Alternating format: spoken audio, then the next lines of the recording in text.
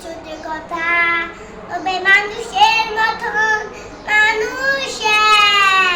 লেখা ইতিহাসের পাতায় নিজে হাতে খেতে পারতাম না বাবা বলতো তুই খোকা তখন আমি থাকবো না